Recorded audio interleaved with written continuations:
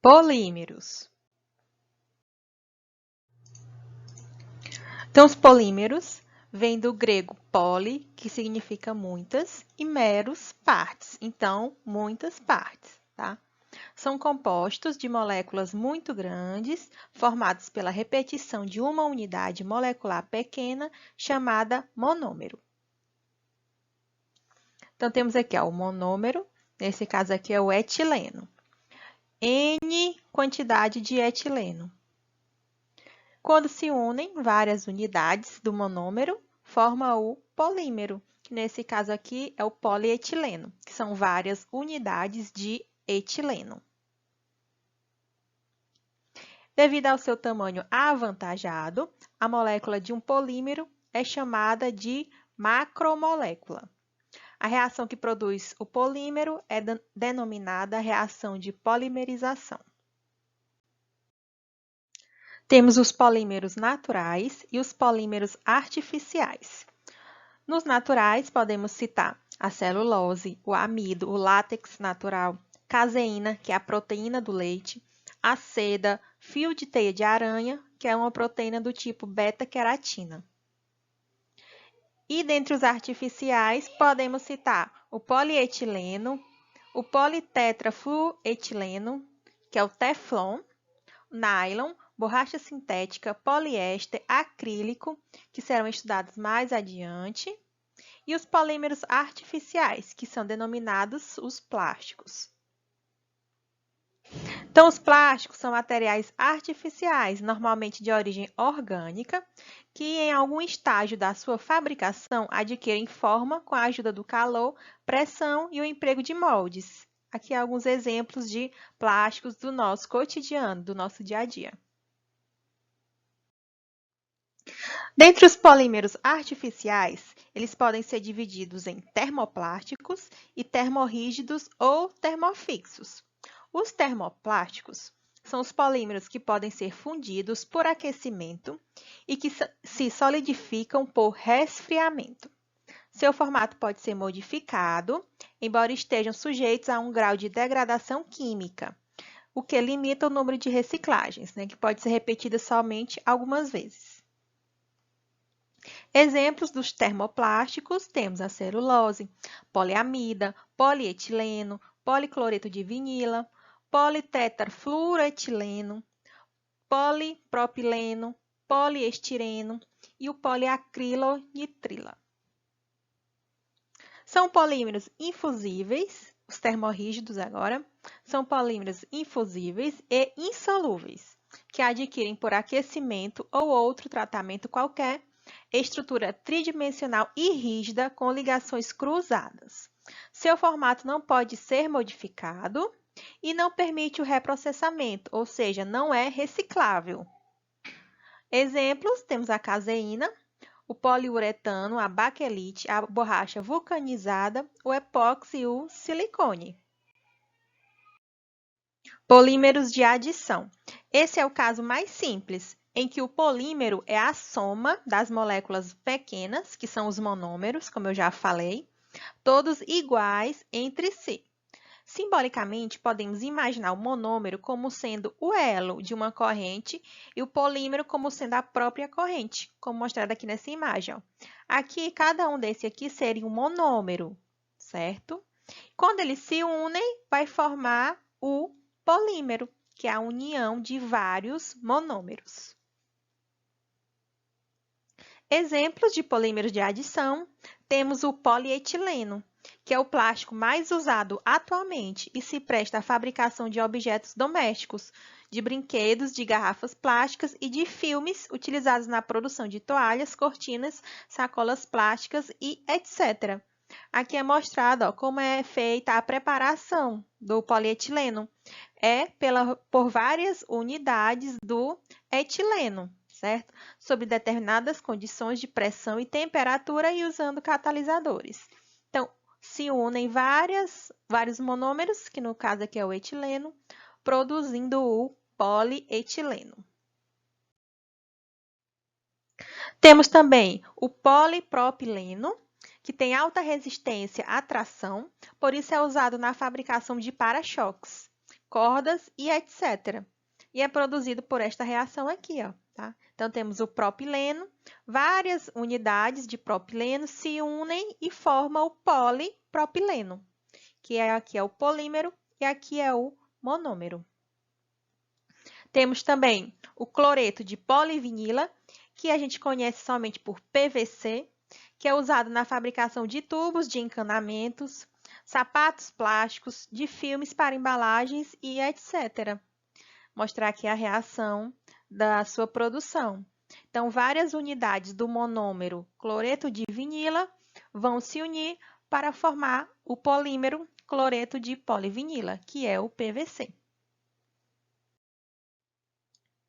Temos também o poliestireno, que é usado para fabricar pratos, xícaras e etc. E quando aquecido com substâncias que produzem gases, ele incha, dando origem ao isopor, que é extremamente leve e um ótimo isolante térmico. O poliestireno é produzido por esta reação aqui, tá? Então, várias unidades do monômero estireno vão reagir, vão se unir e vão formar o poliestireno, que é o polímero.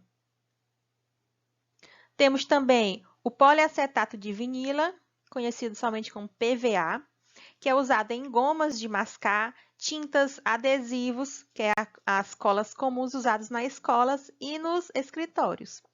E é produzido por esta reação aqui, tá? O monômero acetato de vinila vão reagir, se unir, várias unidades, para formar o poliacetato de vinila, que é o PVA. Temos também o Teflon, tá? Que tem as seguintes características: alta resistência ao calor e aos reagentes químicos, boa resistência mecânica e baixo coeficiente de atrito, e é um bom isolante de eletricidade.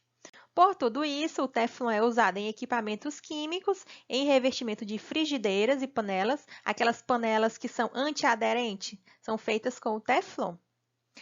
É usado também em engrenagens e em isolamento elétrico.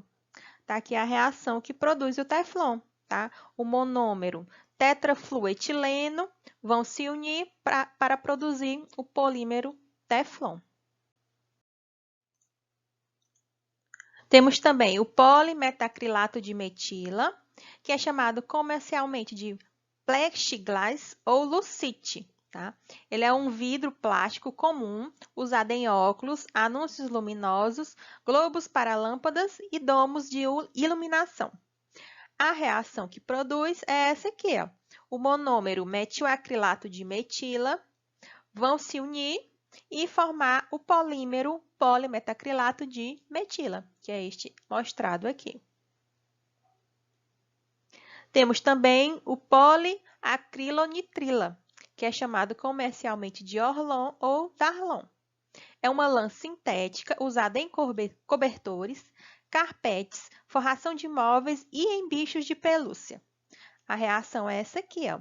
O monômero acrilonitrila se unem várias unidades desse monômero, formando o polímero poliacrilonitrila, que é este aqui.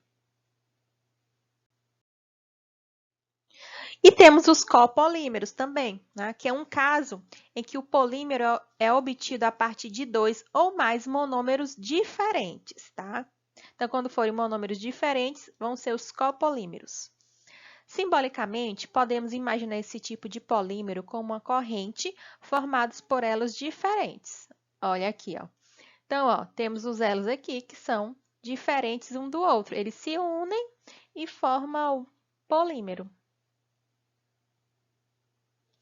Evidentemente, pode haver regularidade do tipo. Por exemplo, pode vir nessa sequência A, B, A, B, A.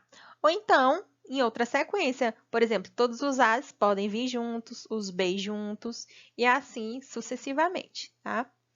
Esses fatos vão modificar a propriedade do polímero final. 3 exemplos importantes de copolímero são esses que eu vou mostrar aqui para vocês. O primeiro, tá, é o butaene ou perbunan, que é a borracha sintética, que é formada pelos monômeros de acrilonitrila e buta-1,3-dieno. O outro é esse aqui, ó, que é a Buna S ou borracha GRS, que é formada pelos monômeros estireno, que é esse, e pelo buta-1,3-dieno, que é esse aqui. Então, observe que são monômeros diferentes. E podemos também ter o polímero acrilonitrila butadieno estireno, chamado somente de ABS, que é formado por 3 monômeros diferentes, que é o acrilonitrila, buta-1,3-dieno e o estireno. E desses que eu falei, a Buna N e a Buna S são borrachas especiais, empregadas em pneus, tá? E em mangueiras para líquidos corrosivos. Com o ABS, são fabricados brinquedos e componentes de geladeira. E temos os polímeros de condensação, tá? Os polímeros de condensação são obtidos pela reação de 2 monômeros com eliminação de uma substância mais simples, como, por exemplo, H2O, HCl, NH3 e etc. E, às vezes, por rearranjo entre moléculas dos monômeros. Temos como exemplo a baquelite, tá? Que o primeiro polímero de importância industrial é um exemplo dessa classe, pois resulta da condensação de moléculas de fenol e formaldeído. Olha aqui a reação, ó. Temos o formol, 2 moléculas de formol e o formaldeído aqui. Vai perder uma molécula de água aqui, ó, H daqui, e o oxigênio forma H2O, que é a água, tá? Aí se juntam esses 3 monômeros e formam a baquelite. Temos os poliésteres, que são polímeros obtidos pela reação de esterificação entre um poliácido e um poliálcool, repetida muitas vezes. Os poliésteres são usados na produção de varas de pescar, engrenagem e principalmente na fabricação de fibras têxteis. Tá aqui a reação, ó, da formação do poliéster. É o ácido tereftálico e o etileno glicol. Tá? E vai liberar aqui, ó, uma molécula de água aqui, ó, H2O. Temos os nylons, tá? Que resultam da condensação de diaminas com diácidos, e eles são usados na produção de engrenagens, linhas de pescar e fibras têxteis. Está aqui a reação de formação. É a reação dos monômeros diamina, que tem 2 grupos aminas aqui, ó, e um grupo de ácido. Olha, tem 2 grupamentos ácidos carboxílicos. Então, esses 2 monômeros é que vão dar origem ao nylon.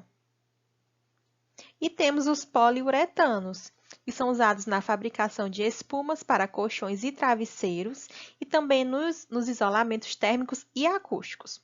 Resultam na reação entre disocianatos e etileno glicol, como mostrado aqui nessa reação. Então, ó, temos o 2,4-tolueno disocianato, que vai reagir com o etileno glicol, formando o poliuretano, que é o polímero. E aqui são os monômeros.